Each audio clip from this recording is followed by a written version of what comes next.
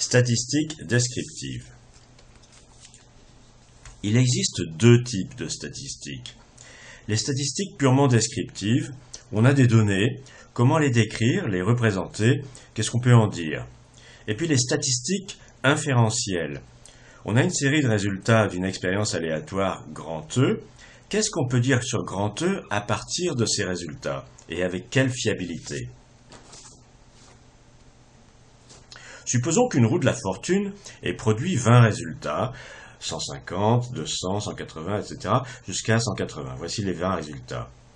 Si je connais complètement la roue, ces chiffres n'ont qu'un intérêt anecdotique, c'est-à-dire qu'ils illustrent ce que la roue produit. Mais si je connais bien la roue, ces chiffres ne m'intéressent pas énormément. Si je ne connais pas la roue, ces chiffres me donnent beaucoup d'informations sur elle. Voici ce que l'on peut appeler la représentation de base des données. Ça, c'est la donnée 1, 150, ça, c'est la donnée 2, 200, la donnée 3, 180, etc., jusqu'à la 20e, 180. Mais cette représentation est finalement relativement pauvre pour parler. Et puis, elle donne une importance au rang des données qui n'existe pas. Plus intéressant, voici le compte des fréquences. Il y a donc 5 valeurs possibles, 90, 120, 150, 180, 200. Enfin, disons que ce sont les 5 valeurs que j'ai vues dans cette série de 20 données.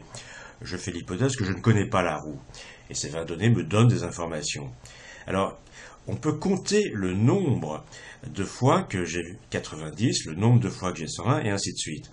J'ai une fois 90, une fois 120, 8 fois 150, 5 fois 180 et 5 fois 200.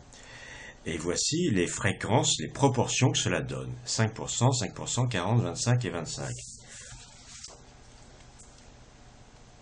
Alors, supposons que maintenant je connaisse en fait la roue. Voici la comparaison de la roue et puis des 20 données que j'ai obtenues.